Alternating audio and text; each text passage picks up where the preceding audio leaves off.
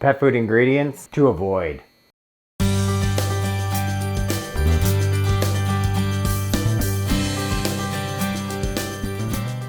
Hello, welcome back to my channel. If you're new, welcome. Click there to subscribe. Hit the bell to sign up for notifications. Then we click the link directly in the box below. I can send you a copy of my free book. Of all the things you're gonna do to keep your dog healthy, to keep your cat healthy, really, like what you feed them probably is as important as anything. Meaning though, you need to know like what not to feed, like what to avoid. Number one, you're avoiding the artificial preservatives. Believe it or not, this over-the-counter cat food I just picked up, wouldn't believe what the preservatives are in it. BHA, BHT, ethoxyquin. All of those artificial preservatives, they've been linked to a host of different dog and cat diseases, specifically cancer.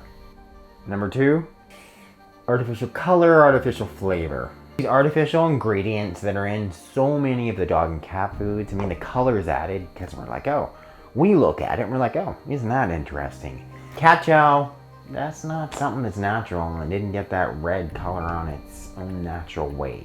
Artificial colors, the artificial flavors, they've been linked to a host of different dog and cat diseases. Autoimmune disease, organ dysfunction, and once again, many of the cancers. So if you're feeding your pet a commercial pet food, just first ensure that it is preserved naturally, using something like vitamin E. Number three, there's a heavy metal, it's called mercury, that can make yourself sick, your dog, your cat pretty darn sick. Unfortunately, we've contaminated the environment. Mercury likes to concentrate itself in fish. In general, if you're going to decrease the chance of mercury poisoning, you want to avoid feeding things that have fish byproduct meal, fish byproducts. They're much more likely to be contaminated with mercury, and if that's all you're feeding your dog, your cat long term, they have a much higher chance of them having like secondary side effects as a result of mercury poisoning. Number four, so next time you open a bag of dog or cat food, like I got here, see that shiny coating on the inside of that bag? You know what that contains? That contains some of these Teflon chemicals. PFCs. Remember, one of the first things I learned about birds in veterinary school is that if you burn a Teflon frying pan, you're gonna kill those birds. It's such a toxic chemical. Yet for some reason, we're cool with, lining the inside of the bag of our dog and cat food with Teflon. Like crazy.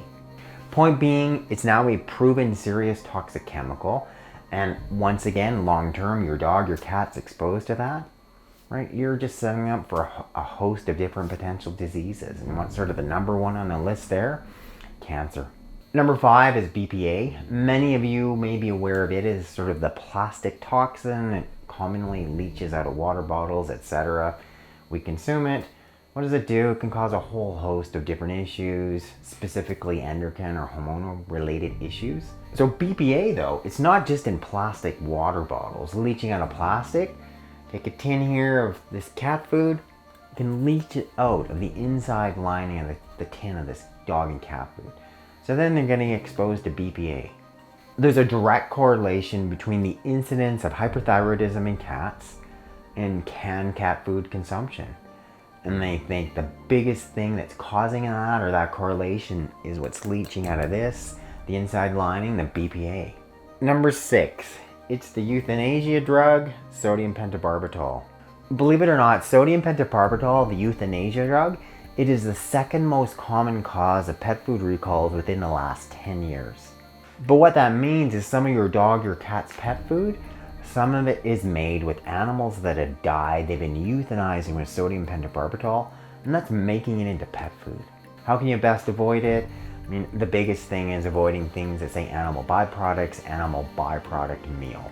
Then number seven, believe it or not, it's a toxin that is often really high in rice. You eat enough of it, you can die. The Clean Label Project, they looked at many different dog and cat foods. One of the ones that they found extremely high in many different pet foods was arsenic. That's a toxin that you really want to limit your dog and cat's exposure to. And how do you best do that? You're going to limit the amount of rice-based dog and cat food that your pet gets. So there it is, my top 7 pet food ingredients to avoid.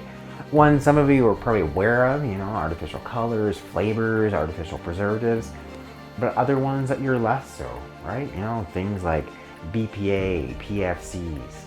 Avoid those ingredients that I discussed, and I think you can go a long way in feeding them healthier, keeping them healthier in the long run.